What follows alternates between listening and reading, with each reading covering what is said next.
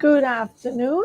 This is 1 p.m. midday news when we're going to update you about the news that related to COVID-19 outbreak in Thailand. We try to do this every day is possible. Sorry. Today we'll, of course, update you with the latest recorded case in Thailand and also Chiang Mai to open its night market this week. And the experts try to explain why medics and elderly are vaccination priorities.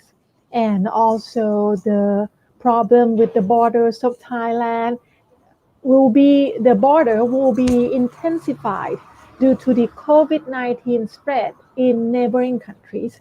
And also the myth buster from WHO, vitamin and mineral supplements cannot cure COVID-19. Let's start with the news from the press briefing of the CCSA today. We are going to show you the screen of CCSA.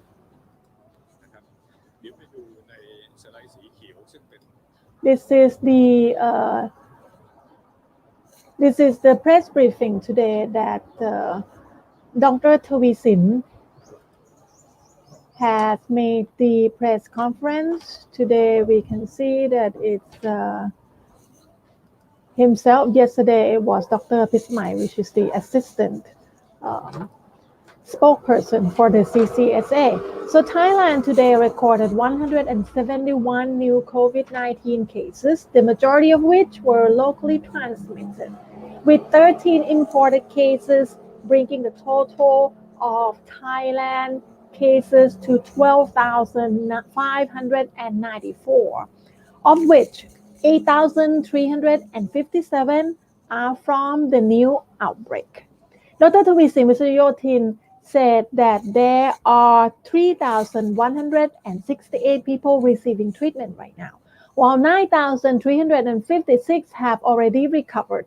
He said that the rate of infection is stabilizing, but not yet falling, and most new infections are being discovered through proactive screening. Samut Sakhon is still the province with the highest number of cases recorded, mostly among immigrant workers. The total number of infections in the province since the new outbreak began is now over 4,600, followed by Chonburi at 647, Bangkok at 606, and Rayong at 568 cases. Right now, there are still 16 provinces with no infections being reported. And Dr. Tavisin that give praise to all these provinces and tell them to keep up the good work. Anyway, there are 31 provinces that have seen no new COVID-19 cases in the past 14 days. So that is also a good news. Dr. Tavisin focused on the situation in Samut Sakhon province, saying that the more proactive they are, the more cases they find. Officials now aim to screen 600 factories per day, 50 people per factory, hopefully covering all factories by the end of this month. So in Samut Sakhon, there are thousands of factories in the province that are small, with no more than 100 workers. The CCSA spokesperson asked the factory's owner not to worry and to cooperate because the Labor Ministry has already announced that any workers entering Thailand legally or not who have been in Thailand since before December 29th last year are now allowed to work legally. Dr. Tavisin said that the situation in Bangkok is, however, worrisome. The area in which most cases are being found is in the west of the capital and related to night entertainment venues and possibly connected to the outbreak in Samut Sakhon province.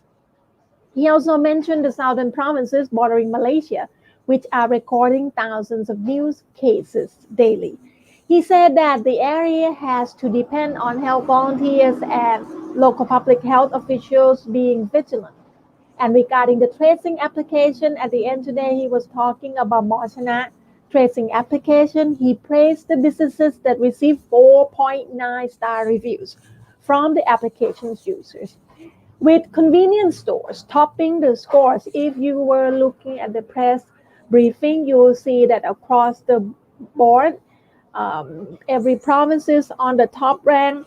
The convenience store is the number one. They get the highest score. In some provinces, such as Nakhon Pathom, the convenience store received more than 90, 95, I remember correctly, percent for their for their public health measures, disease control measures. So they are doing pretty good. And the application has now been downloaded almost 8 million times and has about 6.5 million registered users. So that is better in terms of the ratio of people that actually using it and the people that downloaded it. Dr. Thavisin also reiterated Prime Minister's message the other day that the government will wait until they are sure the vaccine is safe before they start the inoculation program. So we will receive the first batch of vaccine from China next month in February, 200,000 doses, which the government said that they will inoculate the medics first and the high-risk group, and then there will be more vaccine to follow in coming months. So hopefully by the end of this year, half of the population will be vaccinated twice. But even though some experts suggest that maybe we should just give the vaccine to medics and elderly group twice, but then the rest of the country cover everyone, get the first dose first, and then the second dose in the following year when it's broadly available. But for the mass inoculation program, the government hasn't really finalized the program yet. So we don't know yet what the government would want to do. Now, let's talk about Chiang Mai. Chiang Mai just make an announcement that they will open the night market this week. This week, I mean tomorrow, they will start. They will allow the night market and similar activities to open. Let me show you the announcement. They have the announcement showing last night. Chiang Mai is preparing to open its popular night market after no new COVID-19 cases have been recorded there for 6 consecutive days. Chiang Mai Governor Charanrit Sangwansat and the Provincial Disease Control Committee resolved to ease restrictions on social activities and will allow flea markets, night markets, and walking streets to open from Wednesday, January 20th, which is tomorrow. The announcement stated that the marketplaces must, nonetheless, adhere to strict disease control measures. Chiang Mai ordered all markets and similar activities to close since January 6th. Back then, it said that all these markets has to close for 14 days, but now it's not 14 days yet, but because they have no new cases for 6 days now, they think it is safe enough to open all this, to let all these economic activities going, and everybody just have to adhere to the strict measures. So that is, I guess, the good news for the business operators, especially small businesses that involve in these markets in Chiang Mai. Now to the next news. Let me go to the comment first. There are viewers from Bangladesh and the owner of Samad World Gallery. Hi, nice to meet you. Anyway, let's go to the next news. Next news, we actually get a quote from Dr. Yong Puvarawan, which is a very famous, well-known virologist of Thailand. He usually uses his Facebook page as the channel to communicate to the public. Let me show you his post.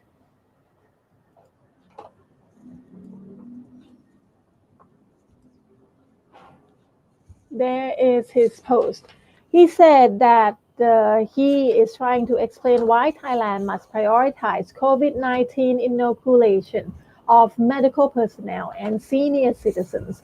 Dr. Yong, posting on his Facebook, said that the studies have shown that COVID-19 vaccines are able to prevent severe symptoms and therefore reduce fatalities. But in short term, he thinks it will not be able to provide sufficiently widespread immunity that will help contain the outbreak yet.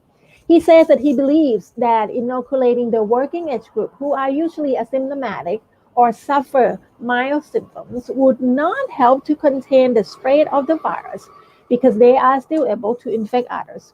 He explained that giving vaccines to medical personnel and senior citizens as a priority will help because though they are infected, they will not fall severely ill, according to the study. So, like I said, let's see how the government plan roll out. It's not finalized yet, but we know pretty soon. Now, let's go to the next news. We still are going to talk about COVID-19 vaccine. Like I said, that we have first shipment coming in next month, sorry. Next year is too long. Next month, we will have our first vaccine coming in. And let me play that for you so you don't get bored seeing only my face. So Thailand will get its first emergency shipment from COVID-19 vaccine this week ahead of the schedule, and vaccinations should be able to begin in February, giving it get approval from the FDA Thailand. Dr. Opat Kankawinpong, which is the Director General of the Disease Control Department, said yesterday evening. He said that the manufacturing company, which he did not name, had already submitted detailed information and samples of their vaccine to the Thai Food and Drug Administration for examination and test of its efficacy and safety. He said that the vaccine is expected to be approved by the Thai FDA, that the first lot of the vaccine will be in Thailand within this week, that is very soon, and that vaccination can start in February as planned. Dr. Opat also said that after mass vaccinations, there will be a follow-up system to monitor the condition of those inoculated for any negative side effects, adding that if there are a committee will investigate each case to determine whether the symptoms are linked to the vaccine. And he indicated that if it is proven that they were not related to the vaccine, then the vaccination program will continue. But that if there is any doubt regarding the safety of the vaccine, it will be suspended until it is proven safe to use. So since the COVID-19 vaccine is new, he said that the safety is a top priority, hence the need to test its efficacy and safety and to monitor the result. While describing vaccine as just a tool to contain the virus, Dr. Opat said prevention is still necessary, though the wearing of face masks, regular hand washing with sanitizer, and social distancing, and also now, of course, they adding the using of the Mochana tracing app. Hopefully be able to help with the contact tracing if any case there are infection in the area that you visited. Now, let's go to the next news. The next news is about border control that is ordered to intensify due to the COVID-19 spread in neighboring country. Let me see. And I will show you the border, and also there's the border.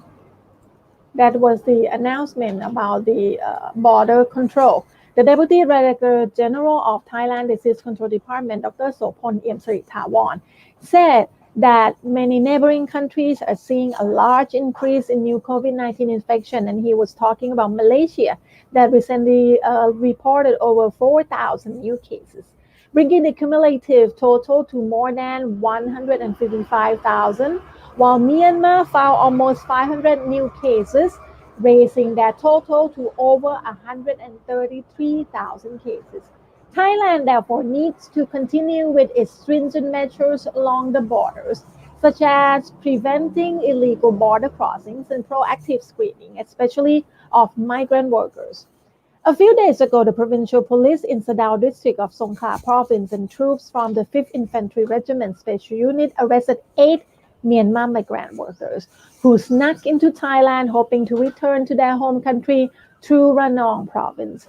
Health officials screened the migrants and 2 of them were found to have a fever, a cough, and a sore throat. Both have been sent to Sadao Hospital while the remaining migrants were detained at Sadao Police Station. But the news also reported that all these 8 people look very fatigued and exhausted. They believe that trafficking ring that snuck them in the through the border of Thailand actually probably intend to leave them there in the forest, and they probably wouldn't know where to go next. Anyway, meanwhile, the permanent secretary of the Ministry of Interior, Chatchai Promlet, has ordered all provincial governors, especially the border provinces, to intensify the already strict measures to prevent illegal border crossings. So if they come in legally, they get into the system, into the quarantine process. It will also help us to be able to contain this outbreak easier, at least with the import cases. But if there are more illegal border crossing, it will be difficult for us because most people that enter Thailand illegally, they don't isolate themselves so far.